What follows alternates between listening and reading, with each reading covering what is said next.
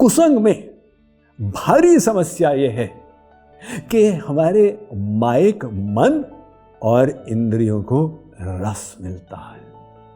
वो रस बुद्धि को मोहित कर देता है और बुद्धि भूल जाती है लाभ किस में है, हानि किस में है। सारा खेल तो बुद्धि का है ना।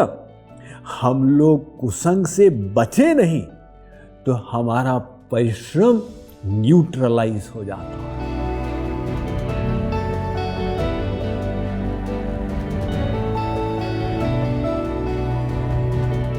अपने जीवन में सुधार लाने के लिए एवं आत्म उत्थान हेतु विभिन्न साधनाओं का महत्व तो है, किंतु साथ ही साथ कुसंग से बचना भी इंपॉर्टेंट है, वरना वो कुसंग हमारे पॉजिटिव प्रयास को न्यूट्रलाइज कर देता है। हम लोग लापरवाही में उसमें पड़ जाते। एक आदमी घास फूस की रस्सी बना रहा था। उसने ध्यान नहीं दिया, पीछे एक भैंसा खड़े होकर उसे खाता जा रहा था। 1 घंटा उसने परिश्रम किया, सोचा भाई कई गज की रस्सी बन गई होगी। चेक किया 2 गज। क्या हो गया? भैंसे ने सब कुछ खा लिया। तो ऐसे ही हम लोग कुसंग से बचे नहीं तो हमारा परिश्रम न्यूट्रलाइज हो जाता है। और वर्तमान काल में विभिन्न प्रकार का कुसंग है। निरर्थक सोशल मीडिया में घूमना, निरर्थक टेलीविजन सीरियल देखना, निरर्थक पत्रिकाओं के द्वारा एंटरटेनमेंट प्राप्त करना, या ऐसे ही दोस्तों के साथ बैठ के गपशप करते हुए टाइम पास करना। कुसंग में भारी समस्या यह है कि हमारे माइक मन और इंद्रियों को रस मिलता है। वो रस बुद्धि को मोहित कर देता है और बुद्धि भूल जाती है लाभ किस में है, हानि किस में है। सारा खेल तो बुद्धि का है ना। अकबर और बीरबल के आख्यान हमारे भारतवर्ष में विख्यात हैं। अकबर एक बार अपने हाथी पर दिल्ली शहर की निगरानी करने निकला। एक शराबी खड़ा हुआ था रास्ते में। उसने अकबर की ओर देखकर कहा, क्यों बे, हाथी बेचेगा? अकबर का टेम्परेचर तो 100 को क्रॉस कर गया।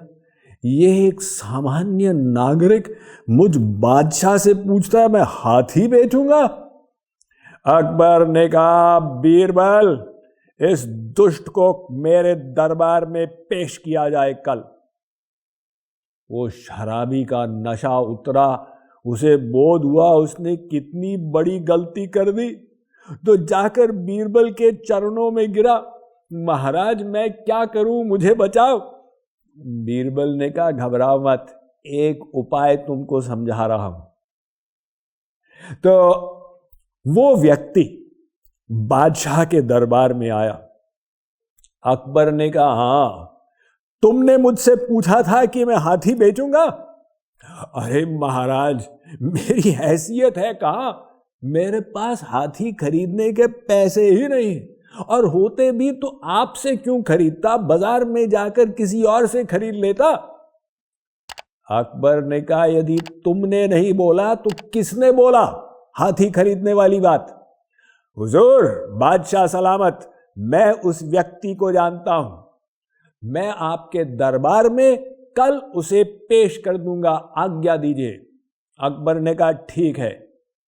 वो व्यक्ति लौटा। अगले दिन एक शराब की बोतल को लेकर आया और अकबर के सामने टेबल पर उसे रख दिया। अकबर ने कहा, यह क्या गुस्ताखी हो रही है? हुजूर, इस बोतल ने कहा था। क्या मतलब? मतलब उस समय मैं शराब के नशे में था, ये बुद्धि भ्रष्ट हो गई थी, मुझे पता ही नहीं था मैं कर क्या रहा हूं, बोल क्या रहा हूं। अब नशा चला गया, होश आया। बादशाह अकबर हंसे और कहा, ठीक है, तुमको क्षमा किया। तो जैसे नशा बुद्धि को भ्रष्ट कर देता है, ऐसे ही है वो कुसंग का मायिक रस। व्यक्ति बाद में पछताता है, भाई हमने किया क्या, मिला क्या इससे, लेकिन उस समय तो अपने मन का लॉस कर दिए, उसे संसारी व्यर्थ कार्यों में गंदा कर दिए। देखिए, एक व्यापारी होता है, वो कमाई करता है और साथ में खर्चा भी होता है।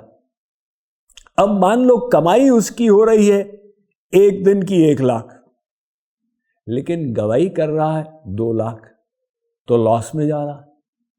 कमाई भले कम हो, लॉस न हो, तो हम आगे बढ़ते चले जाएंगे। इसीलिए हमारे शास्त्रों ने कहा, भगवान राम ने कहा था विभीषण से, बरु भलवास नरक कर ताता, दुष्ट संग जनी देह विधाता।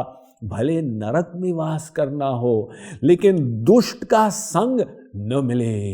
नारद जी ने अपने भक्ति दर्शन में लिखा, कुसंग सर्वथैव त्याज्य, कुसंग को त्याग दो। कुसंग माने क्या? देखिए, 2 प्रकार का संग होता है, एक सत्संग, एक कुसंग। क्योंकि 2 क्षेत्र हैं, एक सत, एक असत, एक भगवान, एक माया। तो जिस संग से हमारा मन भगवान में जाए, ये सत्संग है। जिस संग से हमारा मन सांसारिक बन जाए, ये कुसंग।